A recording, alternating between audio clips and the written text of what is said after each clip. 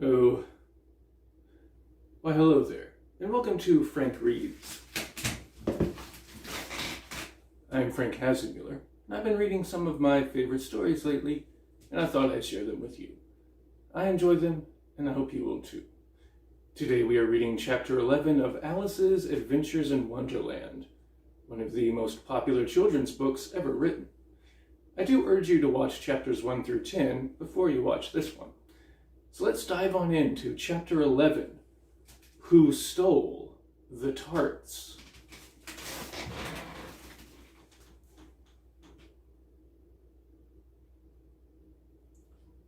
The King and Queen of Hearts were seated on their throne when they arrived, with a great crowd assembled about them, all sorts of little birds and beasts, as well as the whole pack of cards. The knave was standing before them in chains, with a soldier on each side to guard him, and near the king was the white rabbit, with a trumpet in one hand and a scroll of parchment in the other. In the very middle of the court was a table, with a large dish of tarts upon it. They looked so good that it made Alice quite hungry to look at them. I wish they'd get the trial done, she thought, and hand round the refreshments. But there seemed to be no chance of this, so she began looking at everything about her to pass away the time. Alice had never been in a court of justice before, but she had read about them in books, and she was quite pleased to find that she knew the name of nearly everything there. "There's the judge," she said to herself, "because of his great wig." The judge, by the way, was the king, and he wore his crown over the wig. Look at the frontispiece if you want to see how he did it. He did not look at all comfortable, and it was certainly not becoming. "And that's the jury box," thought Alice. "And those 12 creatures." She was obliged to say creatures, you see, because some of them were animals and some were birds. "I suppose they are the jurors." She said this last word 2 or 3 times over to herself, being rather proud of it, for she thought, and rightly too, that very few little girls of her age knew the meaning of it at all. However, jurymen would have done just as well. The 12 jurors were all writing very busily on slates. "What are they doing?" Alice whispered to the Griffin. "They can't have anything to put down yet, before the trial's begun." "They're putting down their names," the Griffin whispered in reply, "for fear they should forget them before the end of the trial." "Stupid things!" Alice began in a loud, indignant voice, but she stopped hastily, for the white rabbit cried out, "Silence in the court!" And the king put on his spectacles and looked anxiously round to make out who was talking. Alice could see, as well as if she were looking over their shoulders, that all the jurors were writing down stupid things on their slates, and she could even make out that one of them didn't know how to spell stupid, and that he had to ask his neighbor to tell him. "A nice muddle their slates will be in before the trial's over," thought Alice. One of the jurors had a pencil that squeaked.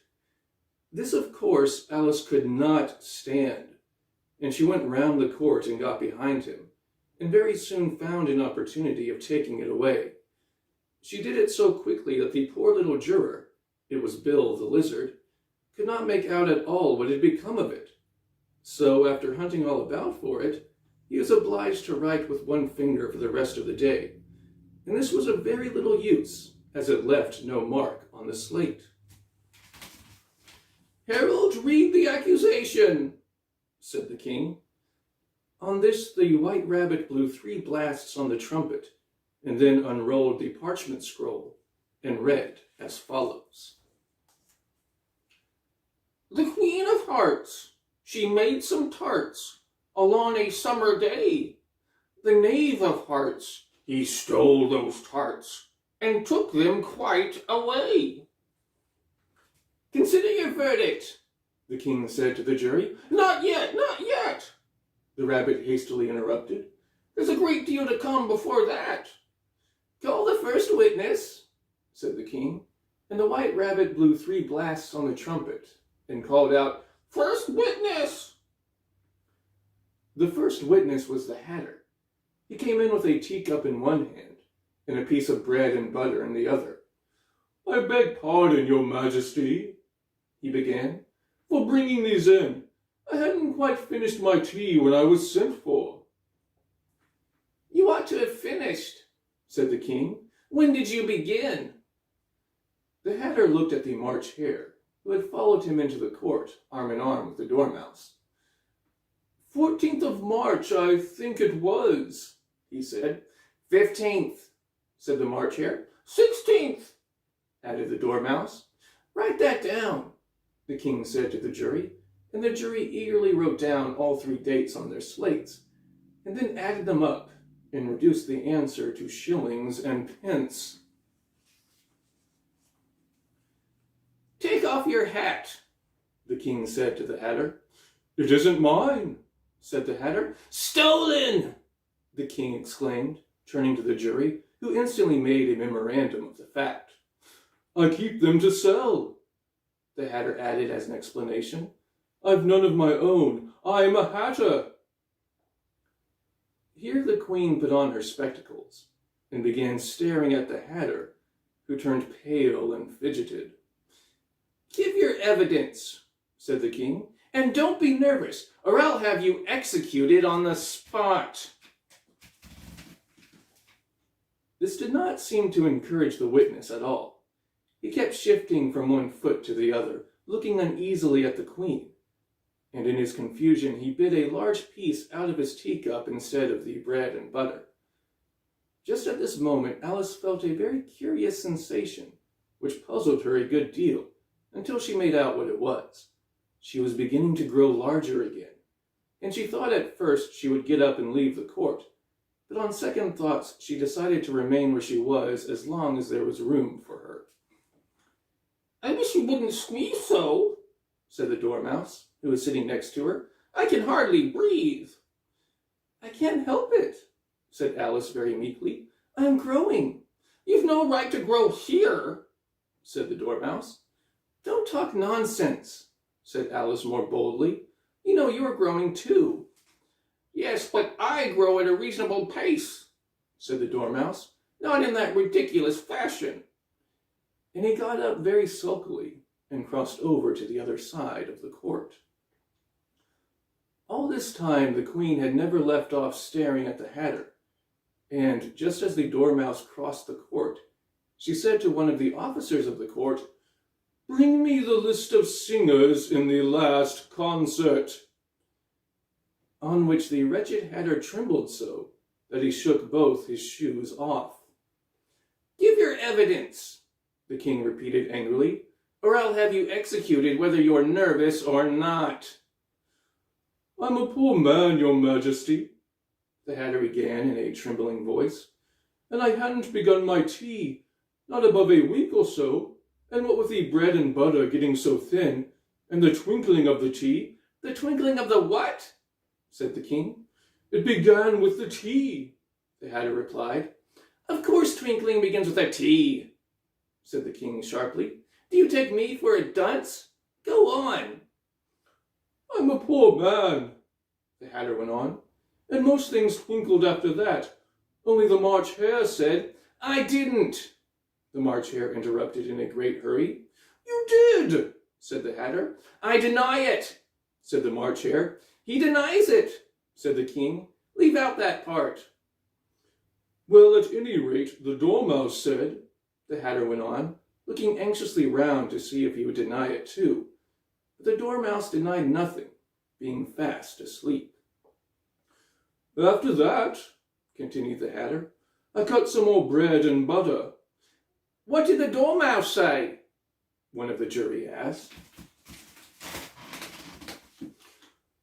"I can't remember," said the Hatter. "You must remember," remarked the king, "or I'll have you executed." The miserable Hatter dropped his teacup and bread and butter, and went down on one knee. "I'm a poor man, your majesty," he began. "You're a very poor speaker," said the king. Here one of the guinea pigs cheered, and was immediately suppressed by the officers of the court. As that is rather a hard word, I will just explain to you how it was done. They had a large canvas bag, which tied up at the mouth with strings. Into this they slipped the guinea pig head first, and then sat upon it. "I'm glad I've seen that done," thought Alice. "I've so often read in the newspapers at the end of trials there was some attempt at applause, which was immediately suppressed by the officers of the court, and I never understood what it meant till now." "If that's all you know about it, you may stand down," continued the king. "I can't go no lower," said the Hatter. "I'm on the floor as it is." "Then you may sit down," the king replied.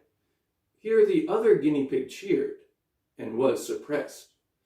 "Come, that finished the guinea pigs," thought Alice. "Now we shall get on better." "I'd rather finish my tea," said the Hatter, with an anxious look at the Queen, who was reading the list of singers.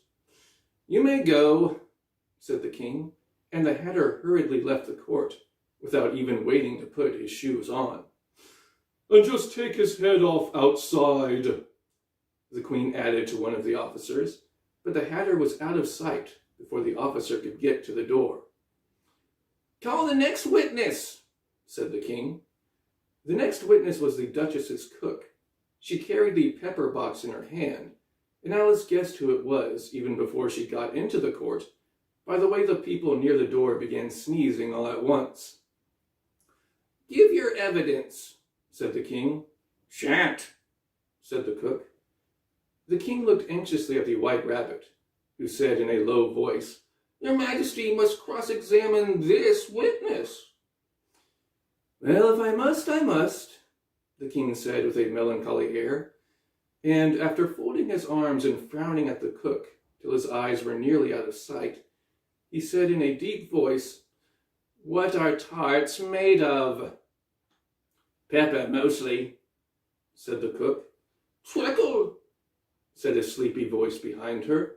"Collar that dormouse," the queen shrieked out. "Behead that dormouse. Turn that dormouse out of court. Suppress him. Pinch him off with his whiskers." For some minutes the whole court was in confusion, getting the dormouse turned out, and by the time they had settled down again, the cook had disappeared. "Never mind," said the king with an air of great relief. "Call the next witness." And he added in an undertone to the queen, "Really, my dear, you must cross-examine the next witness. It quite makes my forehead ache." Alice watched the White Rabbit as he fumbled over the list, feeling very curious to see what the next witness would be like.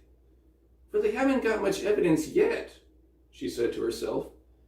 Imagine her surprise when the White Rabbit read out, at the top of his shrill little voice, the name, Alice!